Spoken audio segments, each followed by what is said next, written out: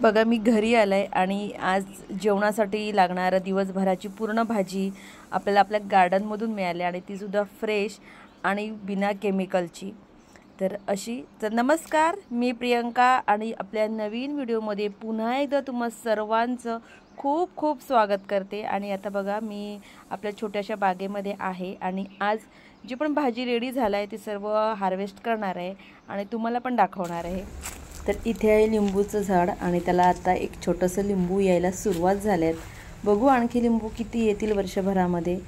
तर आज बघा इथे आहे हे अलकोण, याला नवलकोण सुद्धा म्हणतात। तर आता हे आपल्या गार्डनमध्ये शेवटचं राहिलं आहे। ह्या वर्षी जे पण भाजी लावली होती, विंटर संपतोय आणि समर सीझन चालू होतंय, तर विंटरची सीझनवालीच भाजी आता हळूहळू संपत चाललाय। तर हे शेवटचं अलकोण काढून घेतलं आणि आता इथे तयार होतात मस्त वांगे। तर ती पण आज तोडून घेऊ। तर बघा अशा छोटेसेच रोपं आहेत आणि त्याला आता नवीनच वांगे यायला सुरुवात होते। आणि इथे एक फ्लावरसुद्धा आहे। तर आता फ्लावर कोबी हे पण हळूहळू भाजीचं सीझन आता आपल्या गार्डनमधून कमी होतात हे। आणि आता उन्हाळ्याची नवीन भाजी लावायला पण मी सुरुवात करते आहे। तर तुम्हाला पण जर नवीन भाजी अशी लावायची असेल तर तुम्ही माझे व्हिडिओ बघत राहा। मी कुठले भाजी लावत जाते त्याप्रमाणे तुम्हीसुद्धा तुमच्या गार्डनमध्ये तशी भाजी लावू शकतात आणि वर्षभर अशी आपल्याला आपल्या गार्डनमधली फ्रेश आणि ताजी भाजी खायला मिळत जाईल। तर बघा इथे सुद्धा एक हे काळ्या कलरचं मस्त असं वांगं झालं आहे, ते पण काढून घेते। नेहमी अशी भाजी झालेली रेडी झाली की ती काढत राहायची, मग त्याला पुन्हा पुन्हा भाजी येत राहते। तर चला पुढे बघूया। तर इथे बघा इथे मी लावला ही कोथिंबीर आणि आता हळूहळू छोटे छोटे ती उगवायला सुरुवात होते। तर इथे आहेत टोमॅटो आणि टोमॅटोची फक्त 5च रोपं आहेत, पण एका फॅमिलीसाठी 5 रोपं इनफ आहेत। त्याला येणारे टोमॅटो आपल्या घरगुती वापरासाठी पुरेसे होत आहेत। तर जे पण लाल टोमॅटो झालेत, चांगली पिकलेत, ती आज सर्व टोमॅटो मी तोडून घेणार आहे। आणि कलर बघा किती सुंदर वाटतोय। तर अशी मस्त आपल्या गार्डनमधली ही लाल लाल टोमॅटो आहेत। तर जी पण पिकलेली आहेत टोमॅटो ती सर्व आज काढून घेणार। इथे कोबीसुद्धा बघा आपले रेडी होत आहेत। तर इथे पण टोमॅटो आहेत, ती पण मस्त काढून घेते।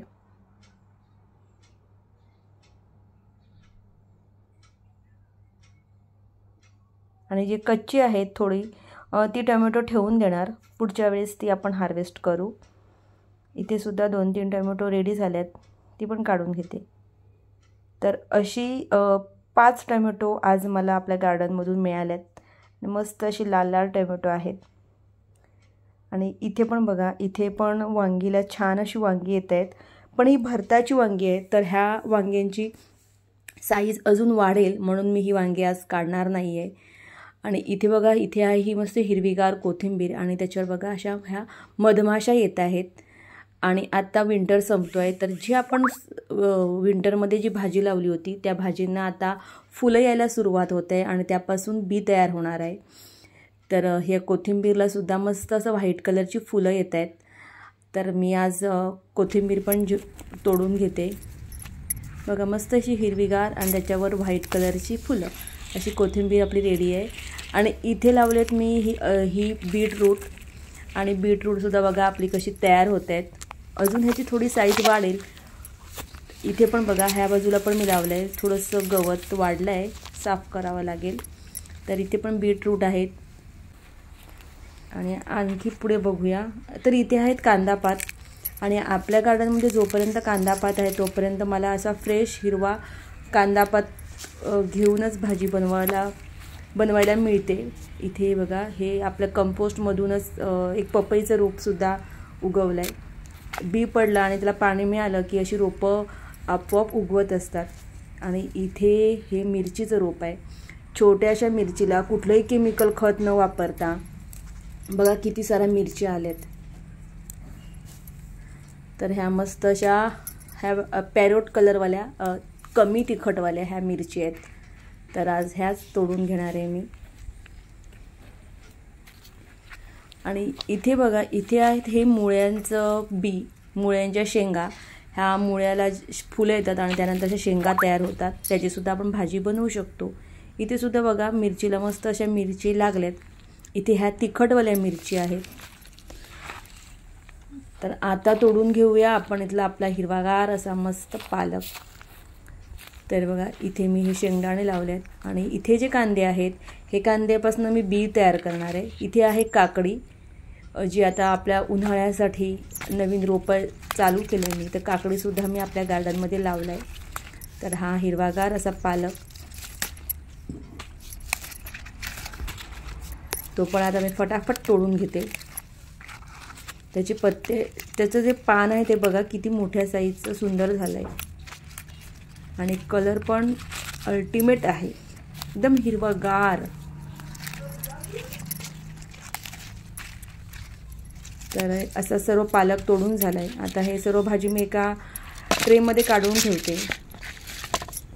तर बघा ही अशी सर्व आपल्याला आपल्या आज गार्डनमधून भाजी मिळाली आहे बघा. तर पुढे आहे केळीचा घड रेडी झाला आहे, पण बघा अजून त्या झाडावर केळ पिकत नाही आहे. तोपर्यंत मी ते काढणार नाही आहे. तर भाजी तोडताच मी इथे चालू केलं आहे पाणीसुद्धा, म्हणजे एकाच वेळेस दोन्ही कामं आपली होतील. तर आता इथे बघा इथे हे आहे मागच्या वर्षीचं वांग्याचं रोप. तर त्यालासुद्धा अजून ही वांगी येत असतात. तर आजची पण वांगी रेडी झाल्यात, ती मी सर्व काढून घेणार.